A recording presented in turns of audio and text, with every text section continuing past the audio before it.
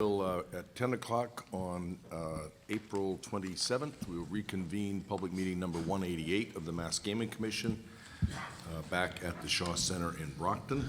And our first order of business is the mitigation evaluation report from Commissioner Cameron. Good morning, fellow commissioners and members of the public. So my part of this process is mitigation, and we'll be talking about that at length today. The 5 categories, the overview, the finance, the economic development, building and design, and mitigation. So this is the 4th. As part of this section, there are 34 questions.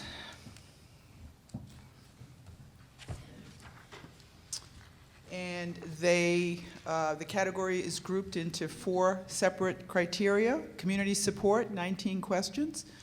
What we're talking about here is the host community agreements, the surrounding community agreements, the impacted live entertainment venues, commonly referred to as the ILEV'S. The second major category is traffic and off-site impacts. There'll be 8 questions dealing with that. Of course, it's important that the applicant demonstrates their ability to measure and promote responsible gaming, as well as mitigate problem gaming. And equally as important is to protect and enhance our lottery. So those will be the topics that we talk about. It does? Thank you. The ratings, the same as all of my colleagues are using, the insufficient rating. It's just not a clear plan. It didn't meet our acceptable criteria. Sufficient is comprehensible, meets minimal standards. And what's important about this, we have a number of questions that require supplying the requested information. So that also is included in the sufficient. If they required the documentation requested, they get a sufficient grade. Very good. It's really credible experience and plans, excels in some areas, and that outstanding rating is uniformly high quality, convincing experience, creative thinking, innovative plans. So that's how we rate all of these questions. Just a little bit about the team that assisted me very ably with regard to responsible gaming. Director Mark Vanderlinden assisted in reviewing the questions with me, along with Director Jeff Murata from Problem Gambling Solutions, our lead consultant, Rick Moore from City Point Partners, and assisting him, Frank Tramontosi and Jason Sobel from Green International. So I'd like to thank them all, very, very capable and expert subject matter experts to assist me. Okay, what we took a look at to evaluate in a comprehensive way. First, the Category 1 application. Second, the input from the public meetings and the hearings. The applicant made presentations to the Mass Gaming Commission. We reviewed all the environmental documents, each and every public comment, letter, email, site visits to not only the Brockton site here, but to at least one other location in which the applicant has a casino. Experts and commissioners made those visits. And in addition to that, we conducted some website research. So this just outlines the schedule of the evaluation. As you can see, a lot of time and effort put into these evaluations. September 30th, the application was submitted. October 29th, we had our first applicant presentation. Go into January of this year, and there were the site visits to Pennsylvania. I traveled to Pittsburgh, and I know others went to Philadelphia. In February of this year, we held the surrounding community hearing. Move into March, and the first day of March, we had the host community hearing, followed in the middle of the month by a tribal presentation. We gave MG&E a chance to respond to some of the information from the tribal presentation. That was March 24th. And then at the end of March, we closed the community hearing, move into April, and official site visits to Brockton with the members of MG&E to really look at the site, where the actual buildings would be placed on the site, kind of a visual idea of exactly what the issues and some of the traffic concerns would be. And here we are the last week in April making our presentations. Okay, this depicts in blue the host community, Brockton. All of the towns adjacent are surrounding communities. If we start from the top left, you'll see Stoughton, Avon, Holbrook, Abington, Whitman, East Bridgewater, West Bridgewater, and Easton. Bridgewater, by the way, is not a surrounding community. Pembroke off to the side, because of an arrangement with water, they are a surrounding community because there's a small amount of money set aside to study that water in Pembroke. So you've seen some of these pictures before. This is the project itself. The first top left is an aerial view surrounded by a lot of the city of Brockton. The site plan, really where the casino and all the parking and the garage and whatnot will be located on the site itself. Frontal pictures of the casino, the hotel, and the entire project are depicted on the bottom. We saw those yesterday, just to refresh your memory. Okay, so why are we studying mitigation? Why is this important? So first of all, it's really important that we hear the voices of community members. Transportation issues in every single project have been a general concern of the public, so it's important that we study the issues, understand them, and listen to people regarding these issues. Certainly the applicant plays a key role in promoting responsible gaming, and certainly it's important to protect and enhance the lottery. So our first criterion, community support. And within this category, there are 5 groups: the host community agreement, all the election-related materials, public support and outreach, surrounding communities, as well as the ILEV'S, the regional venues. So we'll be talking about each of these. Starting with the host community agreement.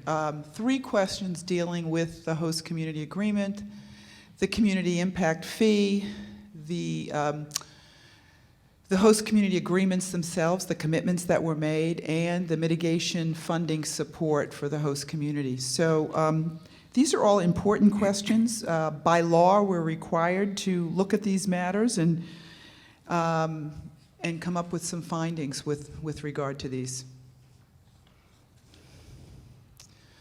Okay, so this chart really depicts all of the commitments made in the host community agreement. I'm just going to kind of walk through some of them. On the far left, it's a little hard to read, I see, are all the actual payments that will be made. And if you walk it across the top, those are the dates in which those payments will be made. The first, upon receiving a license, there's a couple of payments due. In particular, study for the Shaw Center and another study for the Entertainment District. The middle row depicts all of the pre-opening commitments. Many of those have to do with the infrastructure, which needs to be done up front. So we're talking about traffic, $10.2 million for traffic, another $1 million for sewer. All of those, and there's also the infrastructure payments themselves. So all of those middle row of payments are obligated for pre-opening, and we're talking about $18,450,000 for those payments. And then the annual payments for the life of the license, 1 through 15 years, and those payments are for the community itself. There's a $10 million minimum annual payment, or 2.5% of the revenue. There's a payment earmarked for schools. There's schools and public safety, and that all depends on the revenue itself. let's see, there's a payment for a foundation, as well as a $50,000 commitment for the Rush Rewards to be used with local businesses. What's interesting about these payments, the total is annually is $10.3 million, but if there is a tribal casino, that number drops to $7.05 million. So that is what is outlined in the host community. Commissioner, Yes, can I ask a question on that? sure. Do they drop because those payments are based on percent of gaming revenues, and they assume that with another casino, those revenues Well, decrease? They're not necessarily based on gaming revenue. It's a flat payment unless the revenue exceeds, and then Okay. they could go higher, depending on that. But I think the overall, your premise is correct, because the revenue will not be, there will be some drop in revenue if there's another casino, then thus the plan was to have a lesser payment to the city. So cut by $3 million. And that, the way that could change would be if the revenues are greater. Thank you. Okay, moving on to election-related materials. This is an example of those questions that I mentioned that are kind of check the box. Just provide us with the information requested. So there are a number of questions: election materials, advertising. You have to tell us what you did for advertising. Was there any negative advertising? Were there any contributions or requests for contributions? So I think the most important thing to talk about here, the most important piece of information provided, was certainly to do with the election, and that was a very close vote. There's 50.5 compared to 49.5 in the affirmative for this project. That is less than 150 votes that separated the folks, the residents who thought there were great benefits to this compared to those who were in opposition. This is the closest community in which we've evaluated an application. Others have had stronger host community, some overwhelmingly, and others just strong host community support. So that is a piece of this here.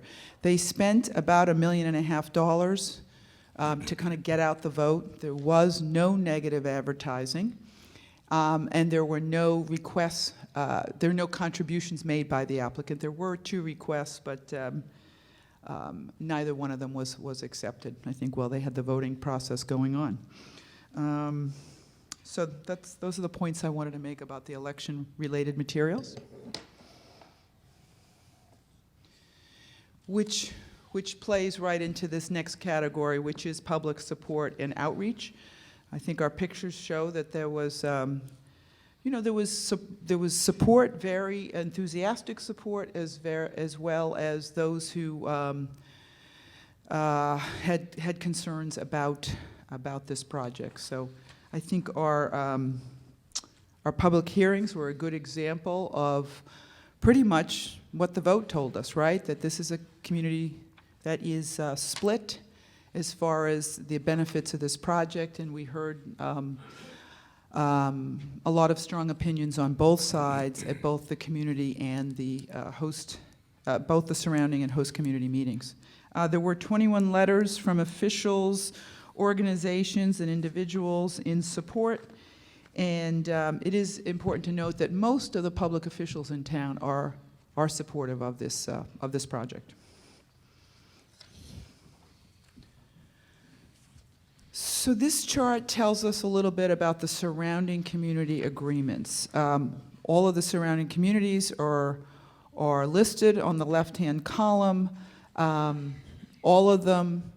Each of them, the agreements were signed ahead of time, other than Easton and Westbridge, to go to arbitration, and MGE was successful in each of those arbitration processes. And again, Pembroke, as you can see in the middle, it really is just monitoring the water, so it's a side agreement with, for $5,000. The others were pretty uniform. the fees were either $10,000 or $5,000, depending on, most of the impacts that were talked about in all these agreements were traffic impacts. And the annual payments are very close for every community too, either $110,000 or $130,000. All of them will receive a one-time fee of $60,000. And again, it is traffic impacts were the bulk of these, and you know, I think the studies demonstrated that the communities would be impacted in a pretty similar fashion, a little bit more in some, which makes up for the difference. But these are all pretty close. Are there reopeners in those agreements? Well, there's the Community Mitigation Fund, in which if there are impacts that were not anticipated, the ability to go there. I don't think there are any reopeners for the agreements themselves. Am I correct about that? Yeah, no, just the Community Mitigation Fund. Commissioner, you mentioned one arbitration? Two arbitrations. Two arbitration. Which one was the other Easton one? and West Bridgewater. West Bridgewater, okay. Both, MG&E was successful in both of those arbitration processes. Yep. Regional venues, we're talking about the nonprofits, executed impacted live entertainment agreements, if there were any declined agreements, cross-marketing, and exclusivity with entertainers. There is an agreement in place for the Shaw Center. We're in the Shaw Center and the Campanelli Stadium. If we look out to our right, that's the stadium.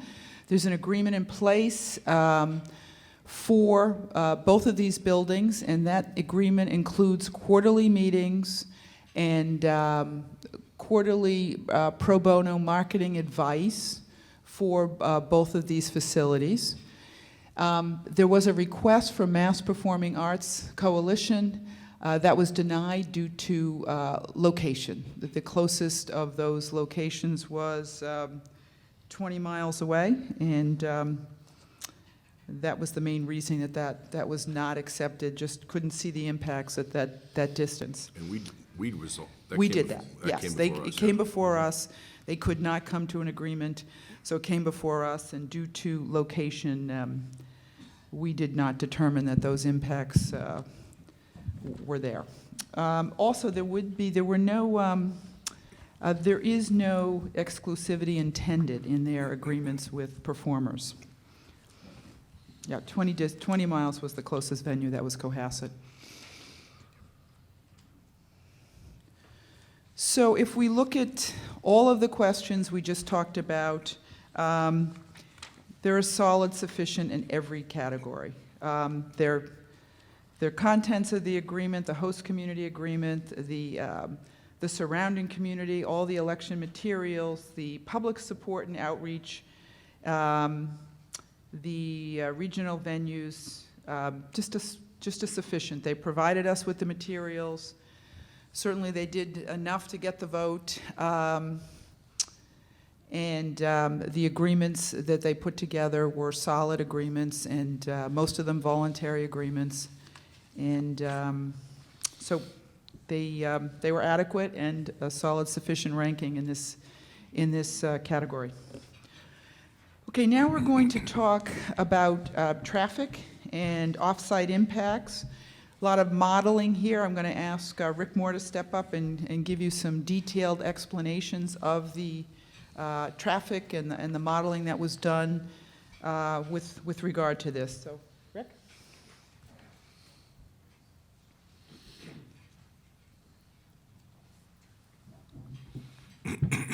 Thank you, Commissioner. Just a little by way of background, you recall yesterday Commissioner McDonald talked about the site in relationship to the access and the parking and the transit. Now we're going to go off-site and look at the traffic impacts off-site. These traffic impacts were evaluated by both commissioners, so I think the results are pretty much a consensus of both commissioners as we went through the process. The information we used to evaluate, there were several sources of information. The first one was the traffic study that was provided in the application. That's the same traffic study that was submitted as part of the MIPA process, the first step in the MIPA process called the Environmental Notification Form that was sent to the Secretary. The same traffic study was submitted. This was some time ago. In the interim, the City of Brockton looked at that traffic study, had some questions, and as a result of that, the applicant provided a supplemental traffic study, which we have and have looked at. The commissioners also asked for some clarification of the applicant, and John Zamba recently doubled back with the DOT to see if they had any other comments on the project, since they provided comments normally through the MIPA process some months ago. So those are the pieces of information we used.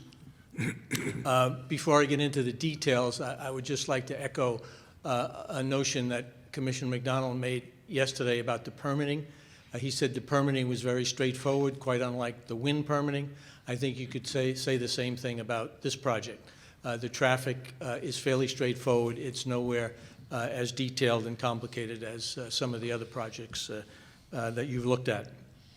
So once we've got the information, the first thing we do is we analyze some of the assumptions, the basic assumptions that were made in the traffic report. And the first assumption deals with how much traffic a casino like this would actually generate. Amy, if you could hit the next line. So, so we call this casino trip generation. And you can see the number of vehicles to and from the casino during the peak hour. Now, we have information on every hour during the day, but this particular table focuses on the peak hour. And if you'll see on the left-hand side, it focuses on the Friday evening peak between 4 and 5 p.m., and the Saturday evening peak, again, between 4 and 5 p.m. And then if you move to the right, you can see the patrons' vehicles coming in and out, the employees coming in and out. It's about 10% of the total, a small portion, and then the total.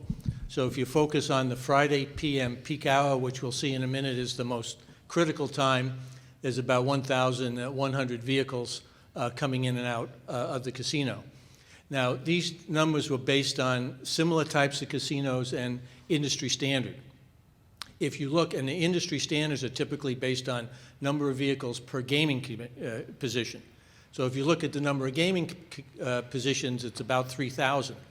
If you look at Saturday, it's about one vehicle trip for each 3 gaming positions.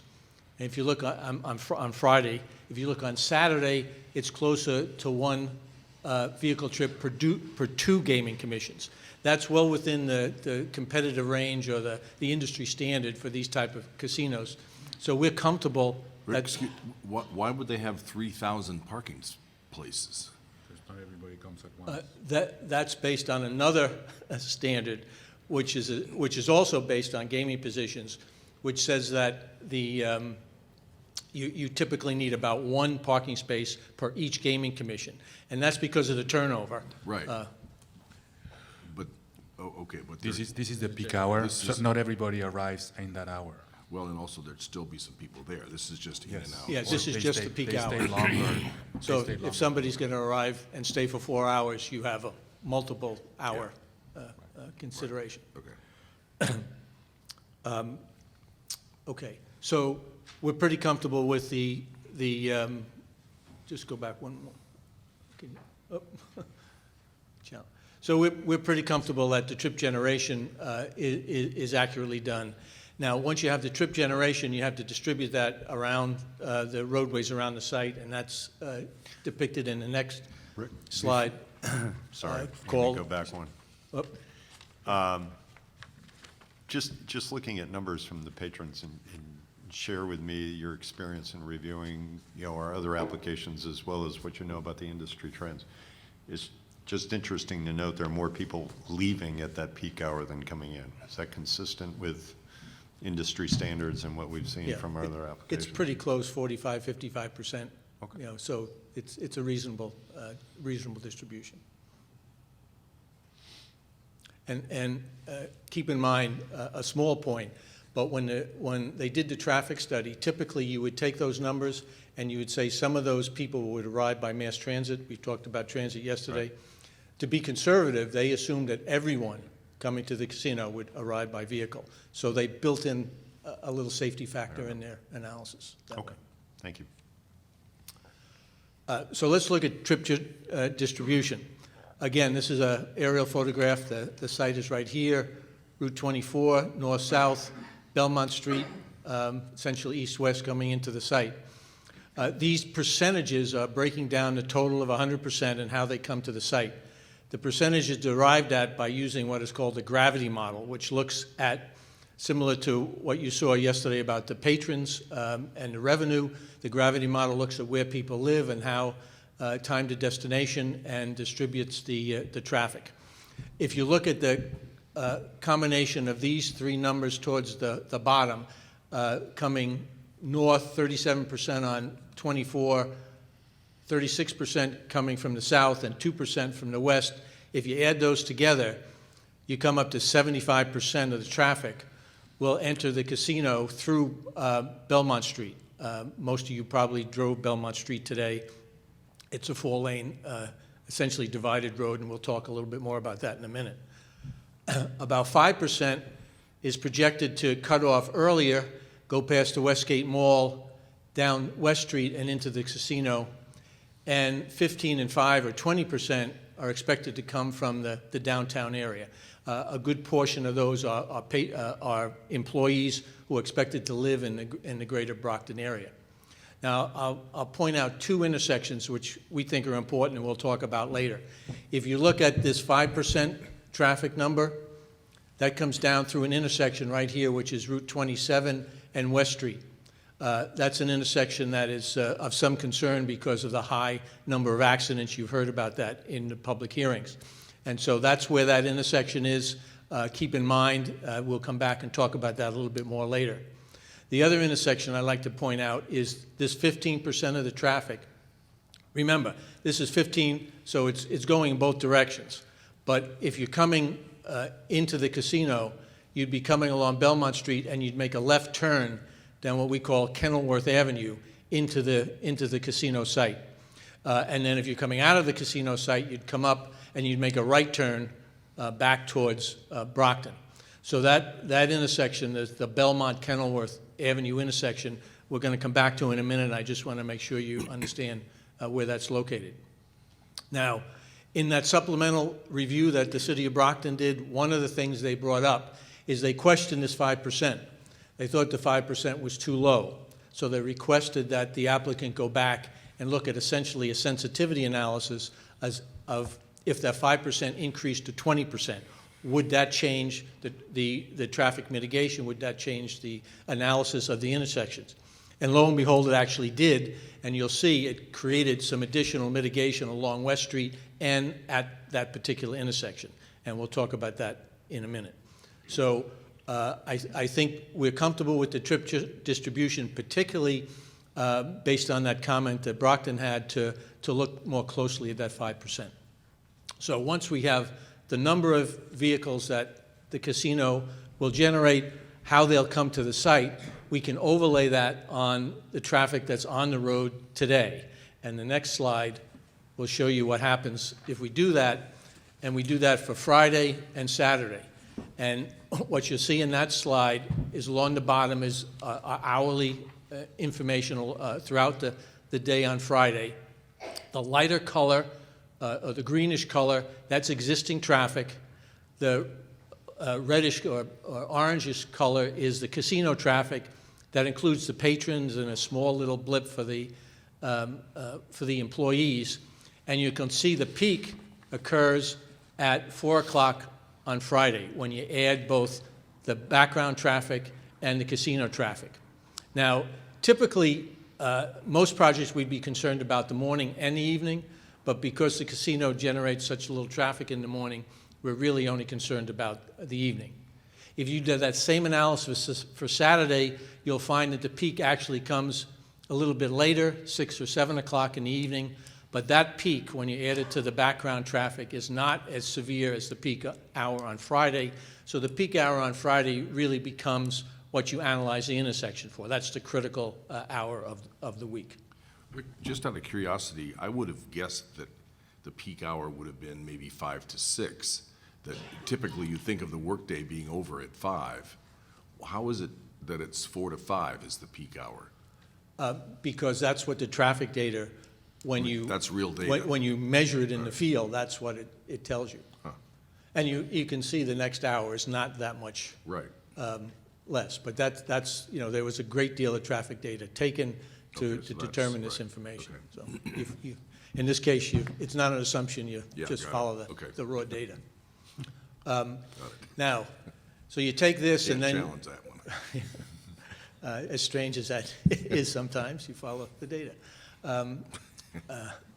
So you take this information, you project it to 2025, and then you look, you get all the data and you analyze actually individual intersections. You see how they work in 2025 with the project, without mitigation, and then if you have some problems, you overlay the mitigation and enough mitigation to bring the traffic situation into an acceptable range. So let's look at the next slide, which actually shows you the study area locations. And this is a little bit of a colorful slide, so bear with me, and I'll bring you through the different colors. The first color you should look at is the green. Those were the intersections that were analyzed in the initial study. Not surprisingly, since 75% of the traffic comes down Belmont Street, a lot of intersections on Belmont Street were looked at. Forest Street, which is right in front of the site and is a main city avenue, was looked at. So basically, the initial analysis looked at Belmont Street, Forest Street, and then this little section of West Street right in front of the site. As a result of Brockton's comments, the applicant expanded the study area into the blue areas, and you can see they expanded up West Street to that intersection we were talking about, and in front of the shopping center, and they went a little bit farther down Belmont Street. So basically what you have now is good information and good analysis all along Belmont Street, along West Street, all the way up to the north, and Forest Street. And that's the basis for the mitigation package that we'll talk about in just a minute. But before we do that, I'd just like to point out the box in the upper right, which is a blow-up of the downtown area.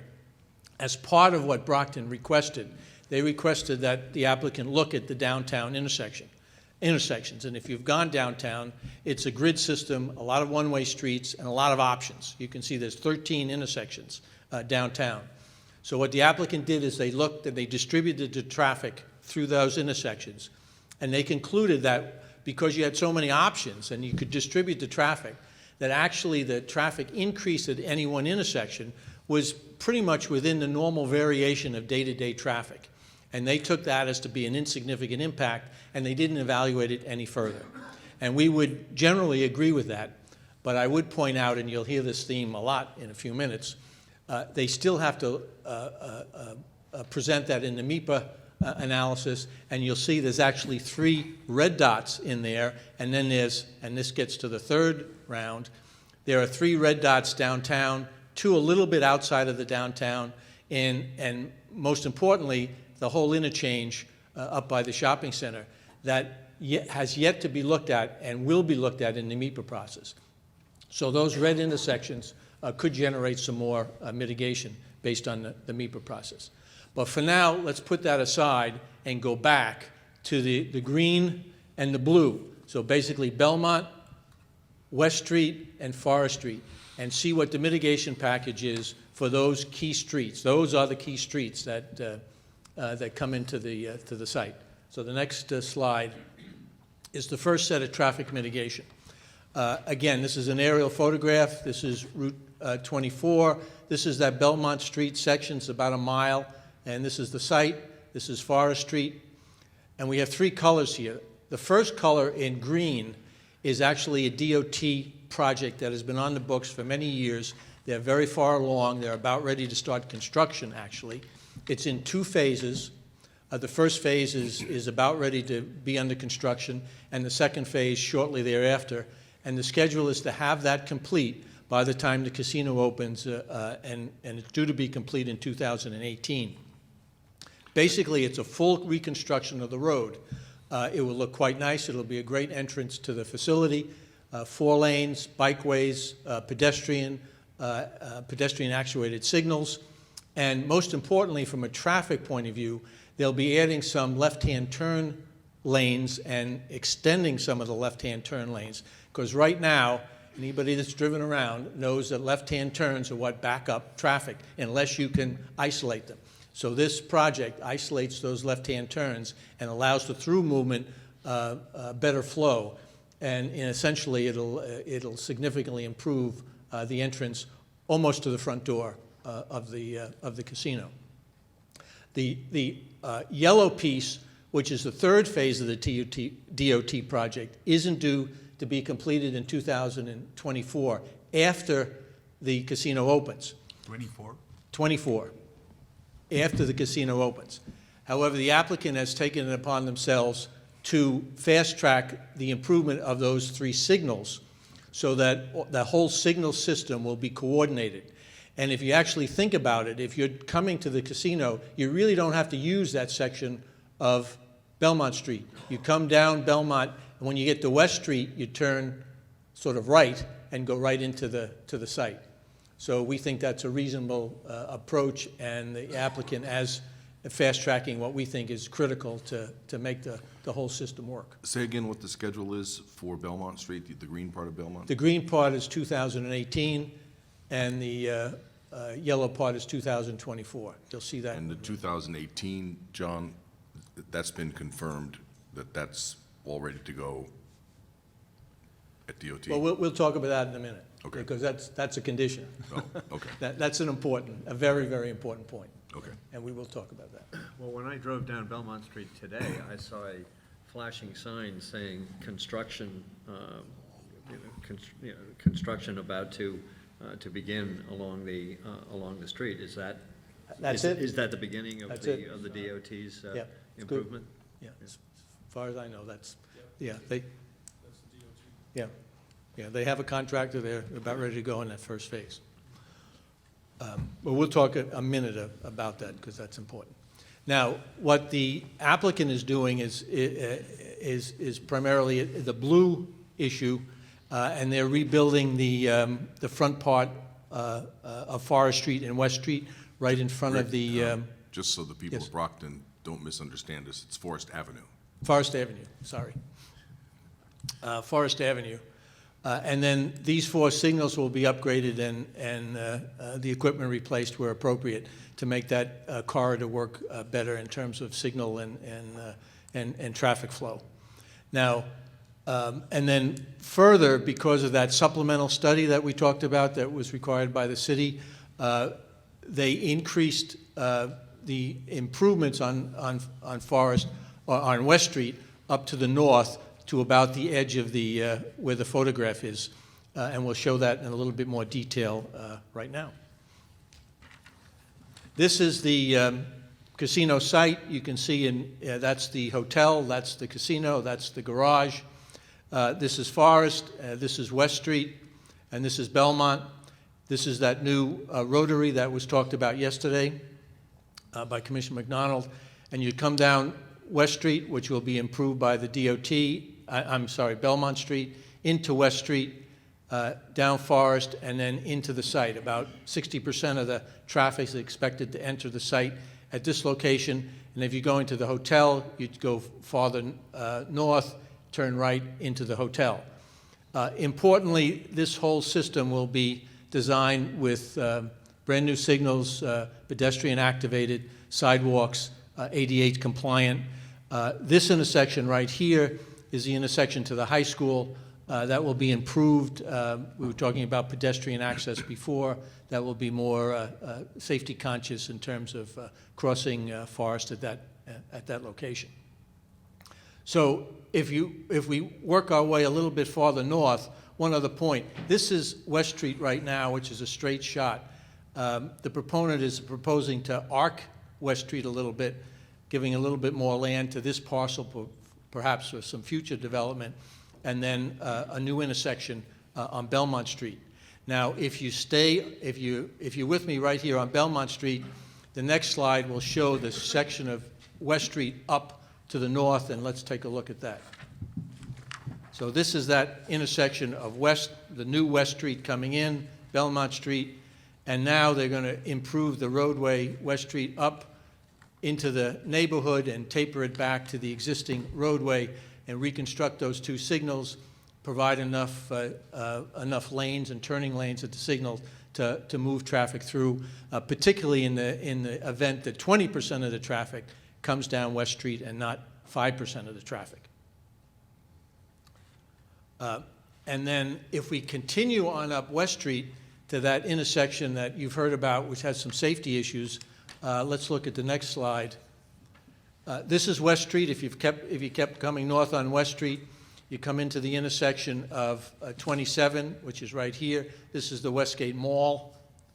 And again, as a result of that supplemental study, there's a proposal to extend the stacking lanes going in this direction so that you can better manage the traffic. You have better stacking. You'll have more stacking capacity. You'll reduce the weaving a bit. You'll improve the flow and the safety. And we think this is a good improvement at this intersection. But we're suggesting you go a little bit farther and look at some additional safety improvements. You'll recall there was much discussion the other day at WIN about these highway safety audits that have to be done. Well, there'll have to be one done here. We're suggesting that that be done sooner rather than later, and that as they go through the MEPA process, they incorporate those short and midterm safety improvements into this plan for the lane improvements, and we think that's important, primarily because this is a high accident intersection. Now, the last intersection I'd like to talk about is that Kenilworth. We called it Kenilworth in the report. It's called Fairgrounds Driveway here. But essentially, this is that 15% of the traffic coming out of Brockton. Brockton is off in this direction downtown. And you can see in the Friday peak hour, there's 75 vehicles making a left turn. And on Saturday, there's 104. The rule of thumb is when you're around 100 vehicles, you should be looking at some type of improvement to just a free left-hand turn lane. The proponent proposed no improvements. The commissioners asked for some clarification. They suggested that the roadway there was wide enough with the shoulder so that if a car was stopped to turn left, another car could easily go around it. That's essentially true. However, given the volume of cars and given the fact that there's trucks and all type of issues that could occur there, we think this intersection should be looked at a little bit more detail, and we'd recommend that be done during the MEPA process and see if a protected left-hand turn lane is more appropriate there.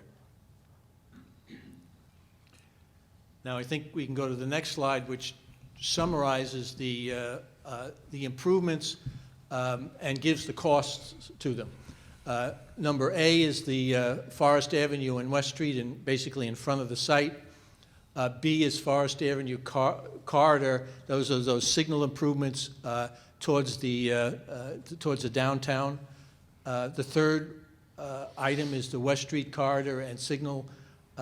That's the northern piece of West Street. That's the added $1 million as a result of the supplemental traffic report. There's some signal optimization at the signal in front of the junior high school, a little bit farther up on West Street. And then lastly, it's the lane extension, not insignificant, $600,000 up at Route 27 and West Street. And that's the total of that $10.2 million that you saw previously in Commissioner Cameron's slide for off-site mitigation.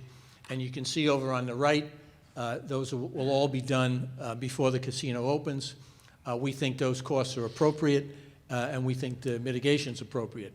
And particularly so when you add the $6.5 million for the phase 1 and 2 of the DOT.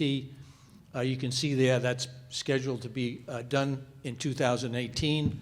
That needs to be done and should be a condition in the license. And then the third phase, as we talked, will not be done later, but the signal system will be upgraded by the applicant and tied in to the system. So if we summarize, On the next slide, we think the mitigation is adequate for the study area that was studied. Recognize that there'll be additional traffic analysis needed as part of the MEPA process, and that should particularly focus on Belmont and Kenilworth, that left-hand turn, the safety improvements at West Street, the completion of Phase 2 DOT before the casino opens. And as you recall, those red dots in the previous slide, they'll have to do a little bit more analysis at some additional intersections, including the interchange. One comment about the MEPA process in general: most of the other applicants you've looked at are farther along in the MEPA process, typically through their draft environmental impact report. In this case, the proponent has just done the environmental impact, the ENF, environmental notification form. They still have to do the draft and final EIR. There's a lot of work, not only in transportation, but the point that Commissioner McDonald made about the water, that will also be looked at in the MEPA documents. The MEPA process is where mitigation is traditionally in Massachusetts, where the package is created. And so it's our feeling that the Commission, rather than at this point prescribe additional mitigation, identify where you have some concerns and say that the MEPA process should look at this, should incorporate it, should let the city and the DOT look at it, let that process play out. And at the end of that process will be a mitigation package, which you get another chance to look at, as you did with WIN through the Section 61 finding. And if you agree with the process and you think it was appropriate, you're done. If not, you can adjust it or add to it. And so that's generally our position. Most of our so-called insufficient ratings are primarily because they need to do more work, and these couple of intersections need to be looked at, we think, in a little bit more detail. So that's a summary of the traffic. Rick, the ENF was filed. Have they gotten a response back from MEPA on the ENF? Yes, they have a scope, and all these issues are included in that scope. The scope is 40 pages long. It will be a substantial document in a variety of issues. Just going back real quick, you don't need to go back to the slide, but the traffic coming in off Kenilworth that takes that left onto Fairgrounds driveway, that's primarily going to be employee access anyways. They're not looking for patrons to come through that back. No, but there's nothing to stop patrons from doing that. And the Other way than that, they'd have no place to go. I mean, well, they would. They could still drive to the front parking lot. They wouldn't typically park in the visitors, in the employee parking lot, because there's no entrance there. Right. But I suspect a number of patrons will use that. And in fact, the traffic study assumed that all 15% would make that left-hand turn. okay. Other None of them. questions? When I started to ask John if that was on schedule, you said we'll talk about that more later. Is that simply that you mean it should be it has to be a condition? That's right. There's no more backstory there that you were referring No, to? I view it a little bit like the Springfield issue with the Well, viaduct. that's exactly the point. Yeah. That got delayed by a year. Right, and that's why crafting the condition might require a little artwork, but certainly you can track this, and early on you'll know if DOT is getting off track or the contractor is getting off track, and there will have to be some type of intervention early on to make sure that that project doesn't get off track, because we feel it's essential. You do not want that project under construction when you open the casino, in our opinion. And they probably don't either. Yeah. Okay. Anybody else? Thank you. Thank you. Thank you, Rick. Excellent presentation. So next we have our, just the overall ratings for the traffic. As you can see, the first grouping, the infrastructure costs, and other impacts, they're all sufficient. The next group is the traffic management plan, and that really is the traffic control measures, which is the most important part of this grouping. And this insufficient / sufficient is really due to, we just didn't have enough information. It'll have to be sorted out in MIPA, and we believe that additional mitigation will be required, but there's a mechanism in place for that to happen. So that's the insufficient / sufficient. They did have responses for traffic for special events. That was sufficient, as well as the snow removal plans were excellent, very, very well done. So they got a good, very strong rating there. But the overall rating, because the most important is the traffic control measures, is the insufficient / sufficient here. So we're moving on to Group 3, other impacts. And when we talk about other impacts, we are talking about housing, school, and emergency services to include police and fire. As you can see, they're all sufficient. We did hire our own consultant to come in and take a look at this, not just, we know it was in the host community agreement, but we needed to verify that in fact the costs would be covered and the community would be covered. So housing, there's a positive impact. There's 7% housing available, plus plans to build many, many more houses in Brockton, so there is no issue at all with housing. Plans by whom? Developers to build new homes in the area. Their plans are on the books, and so housing is not looked upon as, it's a positive rather than any kind of a negative. Insignificant with the police department, again, state police, as well as some Brockton police at the facility, but a large contingent of troopers. So the minimal impact to police, the monies are in the host community agreement to cover that. More significant with the fire department. There will be additional, what they're talking about doing is putting an extra person on every shift, thus the $360,000 in additional costs. But again, those monies are there in the agreement to cover that, more than cover that. Schools, we're looking at an extra $100,000. The number was 42 additional students, and those costs, that makes up the $100,000, and again, the monies are there for that as well. Do you have any idea what metric, how do you get from 42 students to $100,000 a year? Our consultant looked at this, and 48 new students, and the way they calculate it is $2,000 per student, which is, $98,000, so we rounded it off to $100,000 and made sure the money was in there, in the part of the agreement. And there's So- this community foundation, $500,000. Separate. That's above that. Correct. That's just an agreement made. That didn't have anything to do with the actual impacts to the community. Okay. So that's additional monies that the school will benefit from. Right. I'm sorry, that's an estimate of $2,000 per new student? That seems awfully low Yeah, I'm not. compared to other communities, but I just note that.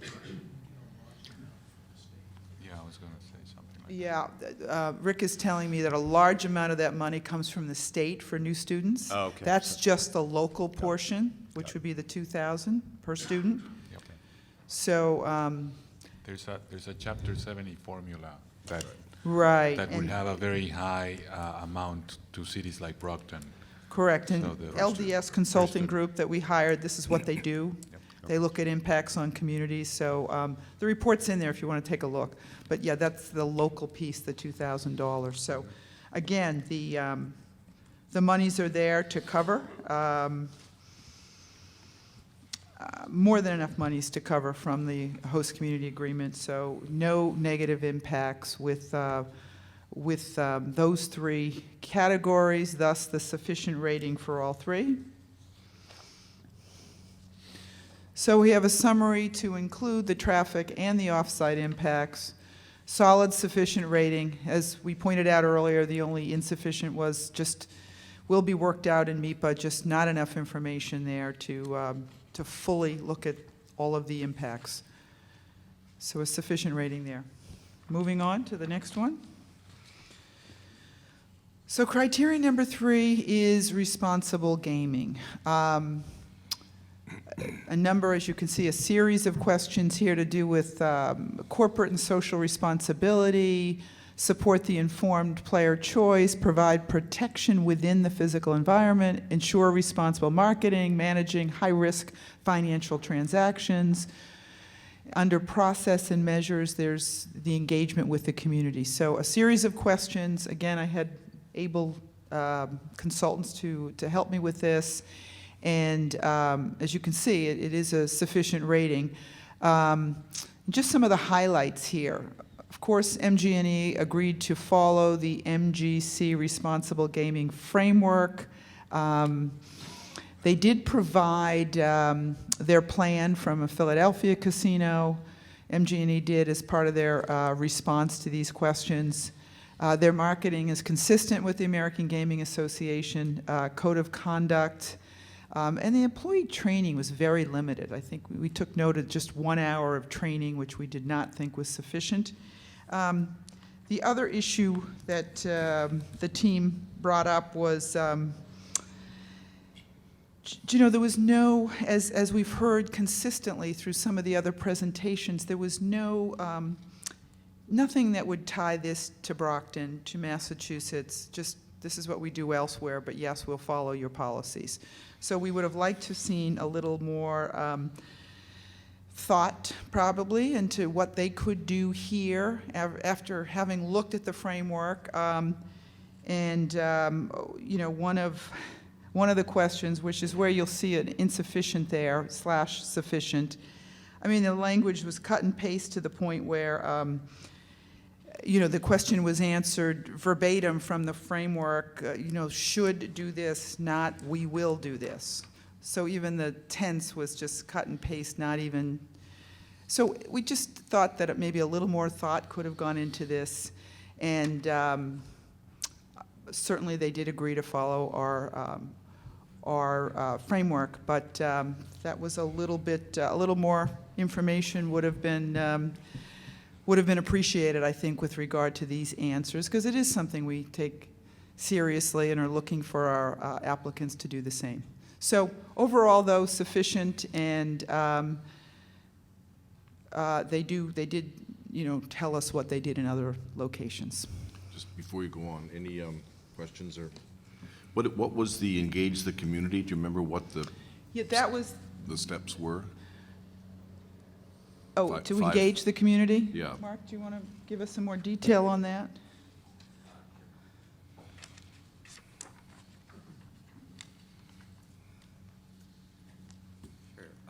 So again, this follows all of the different strategies of the responsible gaming framework that the MGC had adopted. Strategy 6 within the framework talks about engaging the community. So what type of outreach does the applicant do to engage the community that would further mitigate problem gambling? How do they partner with agencies within the community? What other efforts do they do that engage the community that would promote responsible gaming? And so while the MG&E did indicate that they had reached out into the community, they did not provide specifics about what that outreach included. What did they actually do? That I would be able to say that it would exceed the sufficient into a very good. So I want to give them credit for saying that they did reach out into the community, but I would want to see more detail. Saying that they did already, or that they will do what the framework requires? But then they further say that they will do what the framework requires. Okay. Thanks. Thank you. Any more questions on responsible gaming? So we'll move on to the lottery. And a sufficient rating here. There is no agreement yet, but certainly with all our other applicants, you know, we anticipate that will happen. And the agreement wasn't, I was thinking it was part of, it had to be part of the application. No. It has to be made before that it opens, is that Correct. Okay, Yes. okay. We've had others that have not had the agreement in place yet Okay, as thank well. you. MG&E did propose methods to promote the lottery, point of purchase, direct mailings, promotional giveaways. They gave us information from Pennsylvania as well as Maryland. Now, that's generic information. Obviously, they don't operate in Maryland, but they did give us information that that demonstrated that the lottery wasn't negatively impacted. They have promoted the lottery in their other jurisdictions. They advised us of that, and they proposed similar practices in Brockton. So solid, sufficient with their response to question about protecting the lottery here. And just overall summary, you can see a lot of yellow up on the board. They met our minimum qualifications with all of their categories, all of their questions. They provided what we asked for and gave us sufficient answers when it comes to what they will do to mitigate. You know, the insufficient ratings, again, as Rick pointed out, were mostly just, you know, not enough information, but they should be sorted out in the MIPA process. And of course, we have a second chance after the MIPA process to impose more mitigation if necessary. Solid host and surrounding community agreements, the agreement with Brockton 21, the traffic mitigation and costs were sufficient other than the additional work with MIPA. They will comply with our responsible gaming, and their approach to the lottery was solid. So overall, they provided what we asked them to do in a sufficient manner with regard to mitigation. Any questions at all? Before I get into some potential license conditions. Anybody? Perhaps just in general, could you speak to or refresh our memories to instances where other applicants went, received a very good or an Yes. outstanding? What made the difference? Just by way Sure. of where I'm coming from my. Sure. One of the areas in which other applicants had stronger grades was with their community outreach and support, meaning after a vote, you listen at the hearing, you find out that there are members of the community that have concerns about X, Y, or Z. You schedule a meeting to engage those folks, listen to them, put plans in place that may demonstrate that you're taking their concerns seriously. Engagement with the community as far as demonstrating you're going to be a good neighbor, supporting some of the local efforts are areas in which other applicants received higher scores because they had stronger community outreach and support. For example, MGM got a higher score with the lottery because of their unique approach to say, look, we'll try have it come right up on the machine. Would you like to buy a lottery ticket? Kind of a thing. We thought that was innovative ideas. So those are a couple of examples I can give where, in particular with community support and outreach, that the applicants did a little better job in innovation or actual work on the ground with community members. And perhaps also for the record, when we never made a judgment on the amount of the mitigation agreements reached with the local. We purposely decided not to do that. We didn't say, well, the community received more than others, because we Yes. thought, you know what, that's an agreement between the host, Yes. the officials in that community and the applicant, and every community's needs are different, so a dollar amount isn't necessarily going to be the same from community to community. So we intentionally, early the first time we did this, stayed away from saying, well, you could have given. What we did do is verify there was enough money to cover all the impacts. That's what we thought was important, not the actual dollar amount. Thank you. Anything else? So a couple of potential license conditions. for building and site and mitigation. Rick mentioned some of these, the traffic evaluation of Kenilworth Ave and Belmont Street, again, through the MIPA process, but a condition would be that we request that that be done. Traffic evaluation of Route 27 and West Street, a highway safety audit, again, through the MIPA process. Certainly completion of the DOT Phase 1 and 2 on Belmont Street needs to be done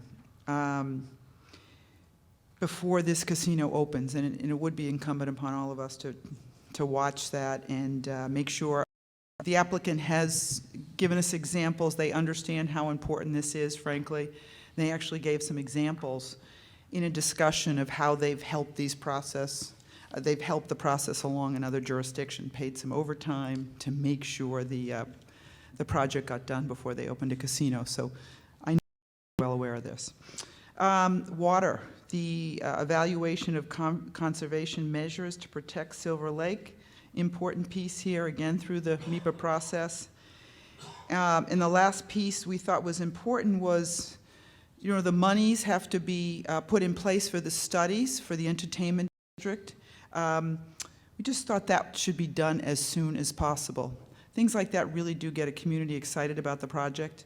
So not only the money in place, but really get that study done as soon as possible, we thought would be a possible condition for the license as well. Commissioner, I'm remembering prior instances where we placed conditions, and when the applicant had little or no control over something, it was very hard to place a condition on them, or for them to accept, rather.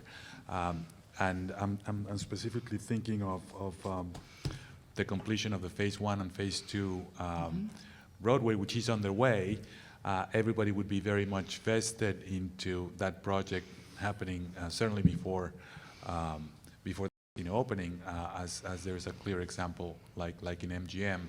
But I wonder how we would phrase a condition on the applicant for this topic, and maybe that could be for later discussion. I think our experts would have to help us with that. Yeah. But I think the applicant realizes it would not be smart to open this with the roadways all dug up right in front of their facility. Absolutely. So I think they're very well aware of this, and again, provided examples of how they've helped to make sure this happens in at least one other jurisdiction. And they gave the example of paying overtime to workers to make sure the project is completed on time. So, yeah, I think that we could find a way to word it that would be acceptable to Fair enough. everyone. Any more thoughts on that? Okay. This is maybe as much for Commissioner Stebbins as you, but is there anything more to this entertainment district than just the notion? Is there any meat on the bones?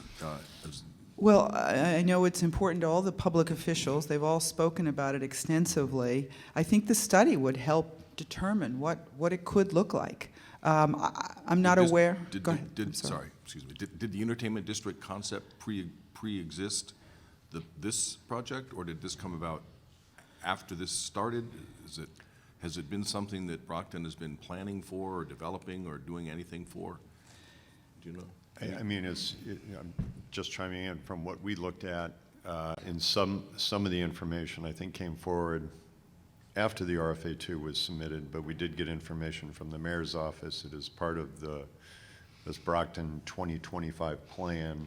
I've at least seen a PowerPoint presentation which has an outline of what the actual entertainment is that they want to focus on. So, I mean, at least in terms of laying the parameters as to where we're going to study developing an entertainment district, I think that's clearly defined. Beyond that, we had information from the applicant. They were excited about participating in the project with $100,000. They've cited other examples of entertainment districts that they're either aware of or have participated in, which they would like to use potentially as a model for this entertainment district. So it's a lot. I think a lot has happened since the RFA2 was filed, and we went out and sought more information. from the city, but they at least have a specific area they want to study for the development of the entertainment zone. Okay. Thank Anything you. else? Anybody else? Thank you very much. Thank you, Commissioner. Thank you. Let's take a real quick break, and I'll get ready for my presentation. Okay, we are reconvening public meeting number 188, and I will be doing the fifth and final presentation of evaluation criteria. This category on the RFA2 form is referred to as the general overview section. We've also colloquially called it the wow factor. The way we look at this is that the finance, the mitigation, and the economic development and the site and building design are really the blocking and tackling. That is the core guts of a project. No project can go forward anywhere for that matter, but certainly not in Massachusetts, without at least sufficiency on those four categories. But our legislation made a point of highlighting certain variables in the mix. Its wish for there to be a dramatic commitment to diversity and inclusion of all types, the clear focus on destination resort casinos and what that means, the notion on economic development above and beyond simply the revenue and jobs that comes from the casino itself, the broad-based support of the tourism industry. There are a number of things that our law points out that make it a little bit distinctive, I think, and certainly have said to the Commission, these are areas where we would like to be above and beyond. So that's why we kind of refer to it as the wow factor. So if you'll switch to the first slide, I've worked on the language of this quite a bit, so I'm going to read this in order to stick with it. In order to assess the 4 questions in the overview section, we used to have 9 sections. We rewrote them, reduced it to 4, but it's the same gist. Of the RFA2 application for MG&E Brockton and Region 1, I convened a diverse group of thought leaders to help me review and evaluate the proposals. They're Phil Clay, he's a professor of city planning and a former provost at Massachusetts Institute of Technology. Liz Devlin, founder and digital curator of Flux Boston. John Harthorne, founder and CEO of Mass Challenge. John Mullen, professor of regional planning and a variety of other distinguished positions at Mass Amherst. Living Mendez Morgan, chief operating officer of the Massachusetts Red Cross. And Joe Thompson, the director of Mass MoCA, the Mass Museum of Contemporary Art out in North Adams. All of those people also participated in my evaluation in the earlier projects as well. As I said here, we consolidated 9 questions to 4. We reviewed the MG&E application materials for questions 1 through 4. We spent much of a day visiting the site with some of the applicants' supporters and staff, and the mayor and the local aldermen. We received in-depth briefings from the consultants that worked on other related parts of the project, such as finance and economic development. And also I went to both the Pittsburgh and Philadelphia facilities, brush facilities. Next up is the rating system. I won't belabor the point. The same rating system we've been using all along and the other commissioners have used. Next up is a summary. After reviewing all of the aforementioned materials and taking the site visit, I found nothing distinctive in the applicant's responses to questions 1 through 4, the overview of the project, or the so-called wow factor questions. Oddly enough, and this has been now referred to by other commissioners, I found that the applicants' answers to these questions were often less compelling than their actual performances in other communities. And there are very few, almost notably few, actual commitments to match those other communities' standards. The approach of the applicants seemed to be, we will do good things, just trust us. But as is the case with many of the other commissioners' evaluations, the specifics and formal commitments were minimal. I had expected that the applicant might have learned from the broad enthusiasm for the MGM plan in Springfield, another project cited in a depressed city, enthusiasm that emanated not only from the commission, but also from the governor, with reservations about casino gambling and many others, including casino opponents. The MGM proposal, as I said in my summary evaluation of the proposal, quote, is a genuinely ambitious and unusual effort to use the economic muscle of a casino development to drive redevelopment of an entire depressed urban area. This proposal, the Brockton proposal, has virtually none of those features. It sits in the middle of a vast parking lot. It's completely isolated from any other operating part of the community, with no links or coherent strategies for broader urban renewal or economic development. In this respect, it is a great disappointment. Now to the first question, I'm going to read it. How will you connect your casino's physical facilities to its neighborhood and regional economy through infrastructure investments, marketing, and programmatic collaborations? Please provide concrete images and strategies. Please be specific in how your proposal fits with the ongoing planning for your community and region and adds to a collective sense of place. In particular, how will your project support and enhance other cultural and tourism venues in your community and region? The MG&E application makes only a token effort to coordinate with local and regional planning, to coordinate with other cultural and tourism venues, or to otherwise enhance and develop this area. The facility itself is isolated from the community and is basically inward rather than outward, which the site and building design evaluation noted also repeatedly. As an example, most of the restaurants cannot be reached from outside the casino, unlike Springfield, where most of the can be reached from outside the casino. The applicant does pledge $100,000 to study the development of entertainment district. Its only meaningful venture, while it refers to a Rush Rewards program to partner with and promote locals, it offers no partners and no specifics as to how that might actually work. So we deemed the answer to question 1 to be insufficient. Question 2, marketing the Massachusetts brand in a competitive and crowded regional and global gaming market, how will you differentiate the visitor experience of your experience, and how will it reinforce and amplify the unique Massachusetts brand? Specifically, how do you intend to market to prospective customers outside Massachusetts, regionally, nationally, and internationally? Our analysis is that the MG&E response to this question is wholly inadequate, citing almost exclusively programming and activities at its other locations, but with no specifics, no programs, and no partners for Brockton. The hotel and conference space does offer an opportunity for product differentiation, but no planning or specifics are offered on how that differentiation might be exploited. I commend the applicant for adopting a brick style somewhat reminiscent of the city and the region's manufacturing past, but that's its only gesture to Massachusetts history or branding. Nothing is made of the City of Champions or of the great local history of boxing, or the Shoe City for that matter. Exhibition building, which our site and building design folks refer to as well, could have served as an iconic centerpiece for this project. It's instead left as a dilapidated eyesore tightly adjacent to the rear of this property. For the record, it is not within the property, is the site, the formal site of this project, but that was a matter of choice. That was a decision to carve it out specifically, and you can see the lines on the map where it was carved out. And an opportunity to do something extraordinary, something special, something with a wow was not taken. So again, we deemed the answer to be insufficient.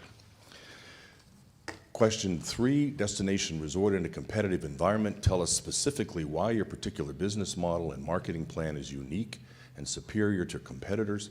How does your proposal assure the legislature's aspiration for a destination resort casinos rather than convenience casinos? The MG&E proposal offers very little to demonstrate strengths or distinctiveness in its business model or marketing that will differentiate it in a highly competitive market. The proposal makes passing reference to its commitment to, quote, a vast program of non-gaming options, but with no specifics, partners, or programs detailed.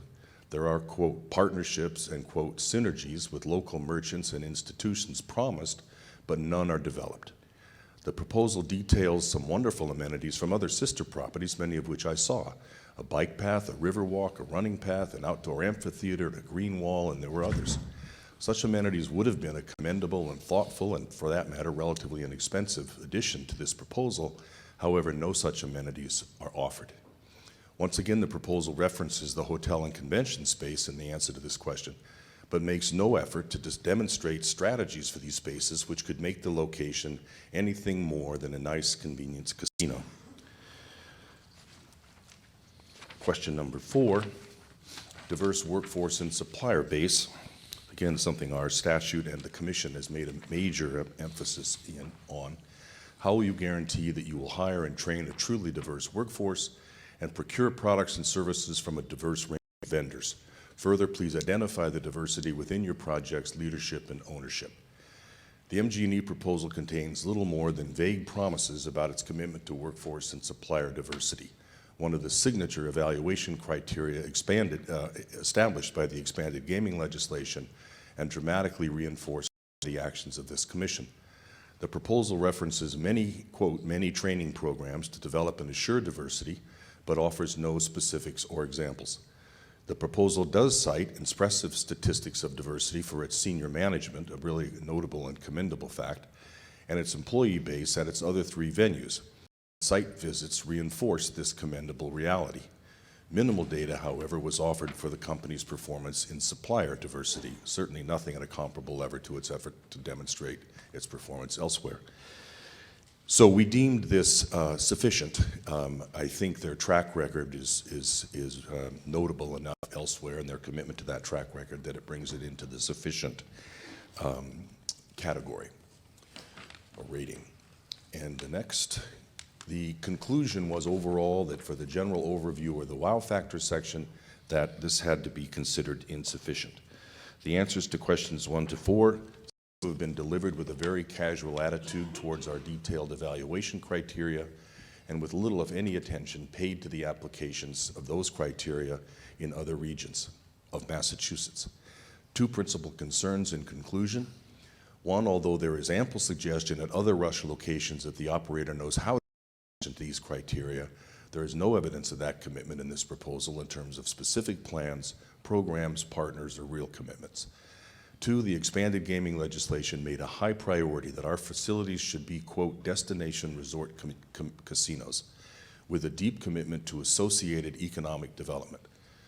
The proposal presents a plan for a nice local convenience casino, and it's not at all clear that such a casino is compatible with our legislative mandate or with our well-established Criteria 1 category to date.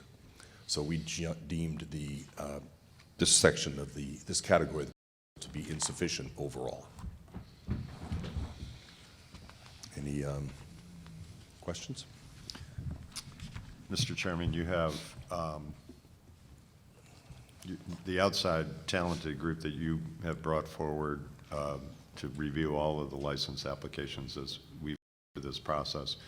Everybody comes with a little bit of different background or experience or expertise. Did the folks who had a specific expertise, or either in the building or the community piece, kind of weigh in differently during your evaluation of the question? Do you mean were there differences of opinion, do you mean, Yeah. among them? Or different areas of emphasis? Different areas of emphasis or different areas Yeah. of disagreement? There weren't differences of opinion.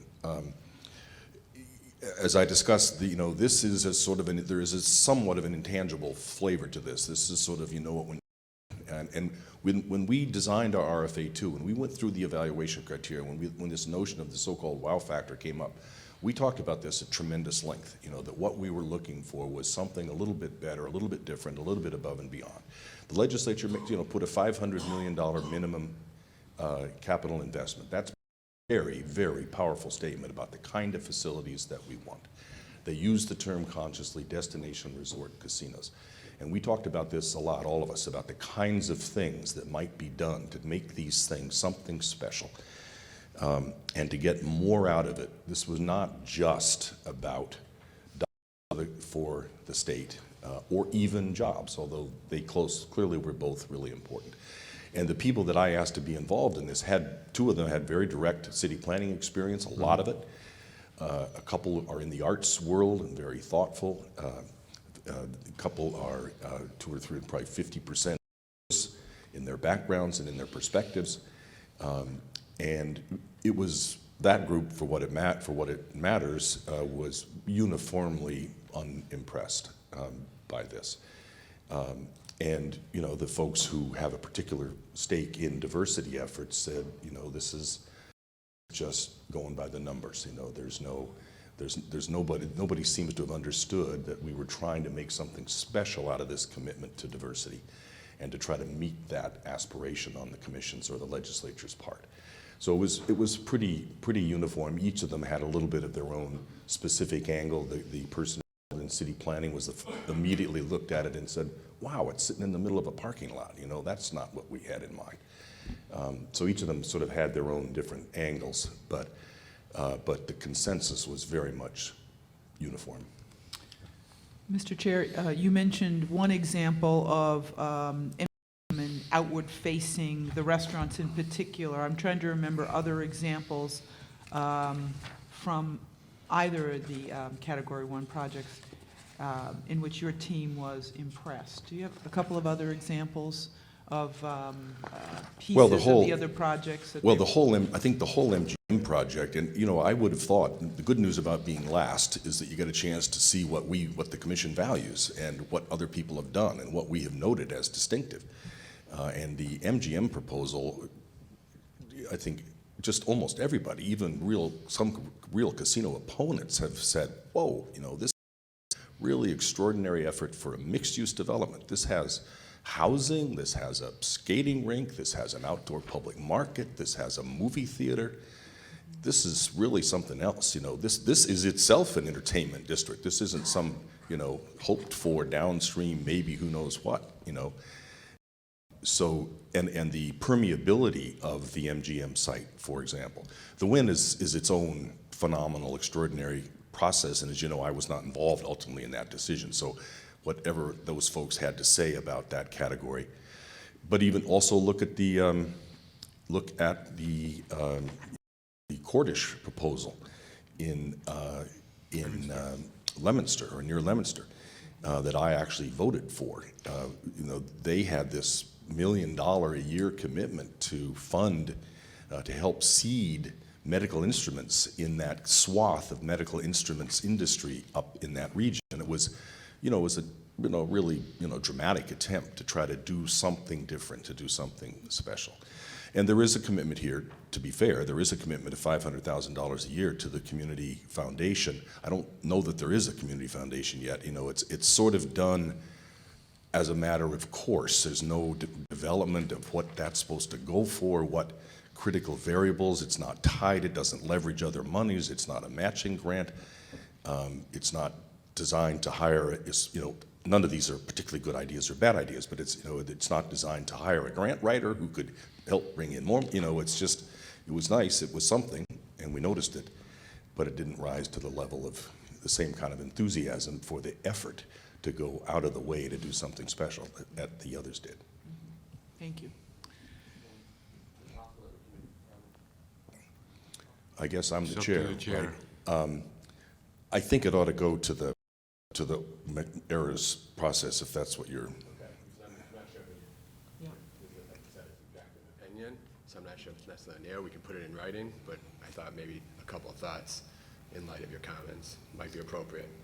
Yeah, I think it ought to be in. I think it ought to be in writing. To be, we're trying to make sure that we stick to the same process we've used elsewhere. So sorry, go ahead. You mentioned these briefly, but maybe we can emphasize a little bit more. You did take the benefit. It's not just answering the 4 questions that you've summarized well in the presentation, but there's a lot of information that gets gleaned from all the other sections in the application. Right. We couldn't just, and again, that sort of goes to the point. And the answers to our questions were very, very short and didn't even pull out of the text of related questions some of the best points.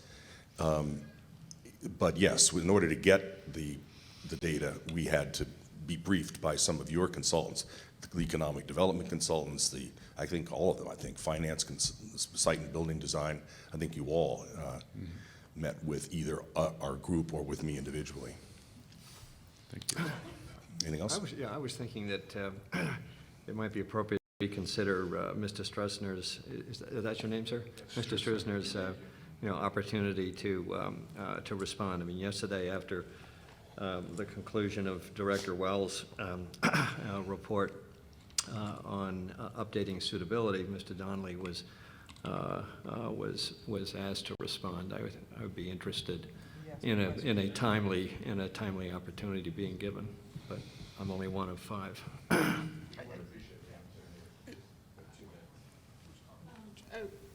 We've had a process that we followed for all of our evaluations, and the applicant has not allowed to respond except in the context of material errors and omissions. And so I think if there is a question that they would like to raise or a response you'd like to provide, we'd be happy to take that in writing, and then we can address it as part of that function. Or let them speak to it if we choose to.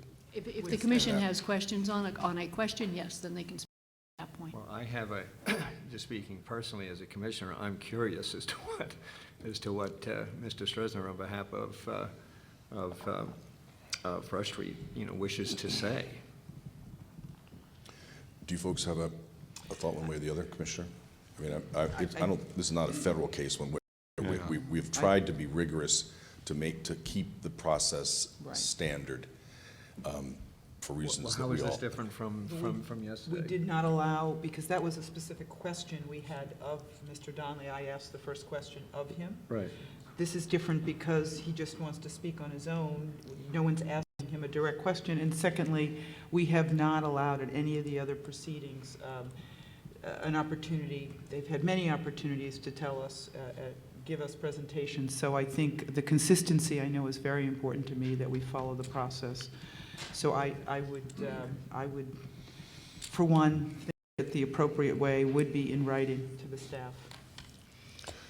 I would agree with that, and keep in mind the questions we asked Mr. Donnelly were about the suitability report. It had nothing to do with our Right. evaluation. Not about of our the evaluation RFP2 criteria. application. Frankly, Commissioner, I'm curious too, and I understand that my category is a sort of a subjective one, more subjective in a way than others. But I think that's it's an important principle for us to stick to. So we'll address it in the Mr. proper Chairman, place. Yeah. our usual deadline for material errors and omissions would be after the lunch break. Perhaps the applicant would like more time than that to respond to some of these. When I speak with my colleagues, Mr. Bloom, we may require until tomorrow morning, if that's okay. All right, sure. We'll work that out. And, Anything else? and given the weight of experience at the table and from our general counsel, I withdraw my suggestion, but look forward to the presentation in the appropriate forum. Okay. Anything else? All right. Thank you. Thank you.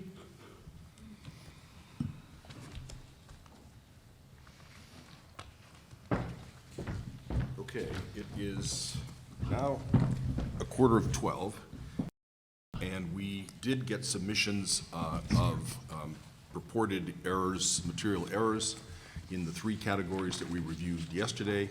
We are going to take 2 of them now and address them. And let people know what was raised. And then in this afternoon, when Commissioner Zuniga talks about some of the special issues about Region C, we will have him respond to the material error issues raised relative to finance. So for starters, I guess it was Commissioner Stebbins. Thank you, Mr. Chairman. Just, if you give me a minute, I'm just perusing one of the responses Take that your we time. were reviewing.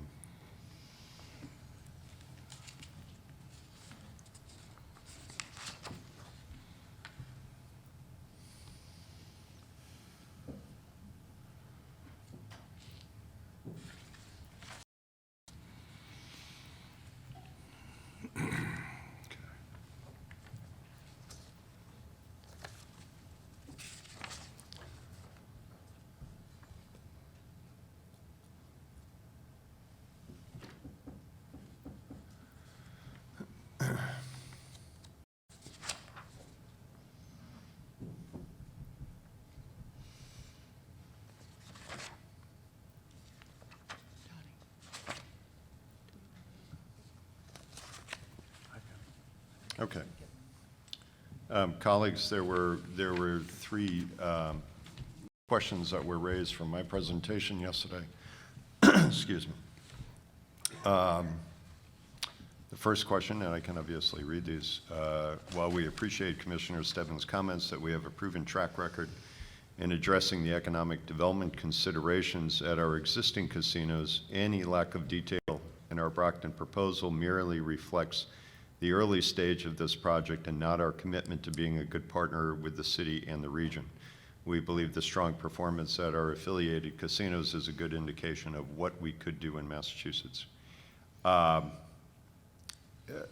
guess my response to this is in two parts. First of all, reflecting on the applications we have received from both Category 1 and Category 2 license applicants. Many of them provided, I would say, more detailed information and more detailed responses to their plans specifically for the communities that they were looking to locate in. And all of those applicants would have been on par at the same stage of this project as MG&E. And secondly, I would respond that several of the questions, and those were highlighted, I think, in my comments, we're asking for specific details and specific plans for MG&E's project here in Brockton. And again, questions where we were looking for MG&E's experience. I think we rated those above sufficient, just again, based on their experience. The second question, again, I'll read it, or second concern, given our strong track record of working with local community colleges, we feel the need to point out that we addressed the Massasoit Community College in Brockton in our response to question 3-02 in the RFA2, in which we mentioned our intent to form a partnership with the Massasoit Community College, among others, to attract talented team members locally. We omitted to Massasoit Community College by name in the next question, 3-03, but we stated our intention to work with them in the previous section. Question. Mr. Chair, as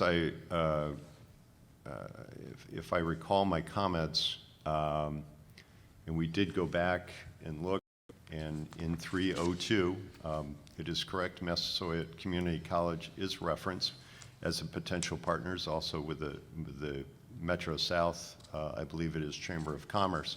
I think what I was alluding to was that in 303, where we are specifically asking about the plans the applicant has for working with the Massachusetts Community College Casino Careers Training Institute or other training organizations, I feel that is where, if I mistakenly did so, I apologize, but that was the question I was referring to, where again, myself and reviewers were somewhat surprised that again, Massasoit Community College being right here in Brockton was not referenced. To the applicant's credit, they do specifically in the detailed response go into, again, the history that they have had working with other community colleges in the vicinity of their other venues and facilities. The third question that was raised, I'll read it. It says, page 13 of my presentation states that the Brockton project will be the first casino operated by the applicant outside a major city. Our affiliate currently operates Rivers Casino in Des Plaines, Illinois. Des Plaines is located outside of Chicago, similar to Brockton being located outside of Boston, and both are in major metropolitan areas. Furthermore, the population of Brockton is greater than that of Des Plaines. In addition, another affiliate developed and operated a successful casino and hotel in Vicksburg, Mississippi, until we essentially sold the facility in 2012 to Churchill Downs. I can reply here that to a great degree, and I would acknowledge the applicant's point that Brockton is larger than Des Plaines. They are both located equally about the same distance from the city of Chicago as Brockton is from the city of Boston.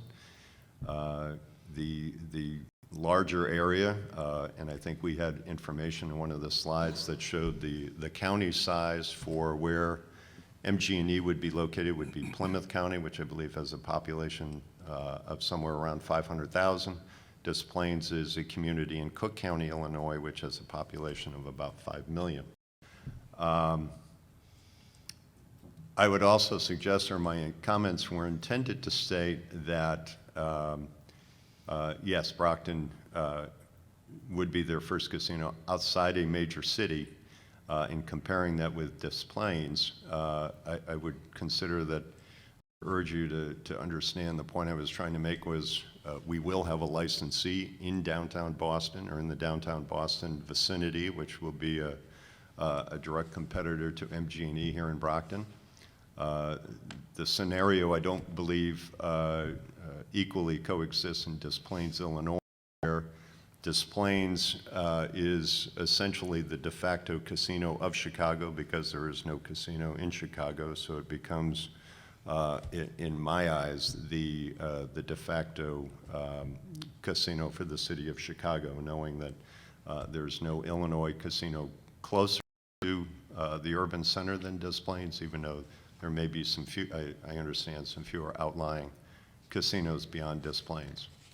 And in the Vicksburg information, you know, again, we have valued the operator's experience, but the Vicksburg, Mississippi operation was not included as information they provided in the application, so I can't point to the success they had in operating that facility. Okay, thank you. Was that it, all of it for you? Those are my three. Commissioner McDonald. Yes, there were two material error submissions with regard to the building and design presentation that I gave yesterday. The first one, and I'll do what Commissioner Stebbins said, I'll read them into the record. The first is, while we share the desire to see the exhibition hall renovated, it is not part of the property we are acquiring. We believe the best chance for the exhibition hall to be restored is for a successful casino resort to be developed adjacent to the building. Otherwise, the exhibition hall is likely to sit in its current state for years to come. My response to that, that I didn't mean to suggest that the exhibition hall is owned by Rush Street at this time.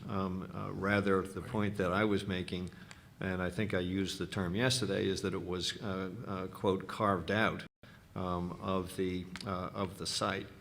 And that my understanding, although I can't say this, I know this on my personal knowledge, that the building is owned by Mr. Carney's interests, and as such, and for the record, he's nodding, so that you know, my point, expressing the point of the architectural team that was advising us, was that it's unfortunate incorporated as part of the overall plan for the casino facility. The second question is, not second question, the second objection is that while our affiliate acquired Rivers Casino in Pittsburgh while under construction, it elected to make several important improvements to the property. For example, it constructed the waterfront promenade and landscaping, which was intended to be eliminated by the prior developer due to financing constraints. In addition, it redesigned the food and beverage venues and added the wheelhouse concept instead of leaving unfinished shell space. Our affiliate also built out the ballroom on the second floor, redesigned the high limit area, and added table games and poker. I believe that this objection relates to a question or an observation that occurred after I presented the slide in which Rush Street's architects were provided the opportunity to articulate their design philosophy, and in the course or as part of that statement of design philosophy, they noted that it was significant with respect to their belief in contextual architecture. I believe that was the phrase, that each of the casino facilities that Rush Street affiliates are operating are all very distinctive in terms of their architectural style. And in as much as it wasn't my point, but somebody else's point, I think that the comment that was made, or the question that was directed, was whether or not was question the appropriateness of listing the Pittsburgh Rivers casino as evidence of Rush Street's architects acting out, in fact, to present casino facility designs that are responsive to the unique setting of the casino site. At least that's how I that's how I interpreted that comment. And so what is being offered here seems entirely appropriate as a response. It wasn't, in other words, they didn't just take over a building and a site in Pittsburgh that was already totally designed and built out. Rather, they took over a facility that was partially built, and as indicated here in the objection, revised it apparently quite significantly in line with the design principles that they had submitted in response to our request for clarification as to their design philosophy. So as the commissioner for building and site design, I would accept this the representations here and note them for the record as something which I would not take issue with. All right, I think we are done for the morning. We will, you all will have an opportunity, if you want to submit perceived errors or comments. If you like, we could make it an hour and, reconvene at 1. And then if you want more time for one of these things, we'll try to be flexible about that for tomorrow morning. I mean, the point is to give you a chance to respond in good faith, and we to you as well. So let's adjourn until 1 o'clock, and then we will talk about the unique issues, the finance, material errors, concerns, and the unique features, some of the unique features of Region C B. We are temporarily adjourned.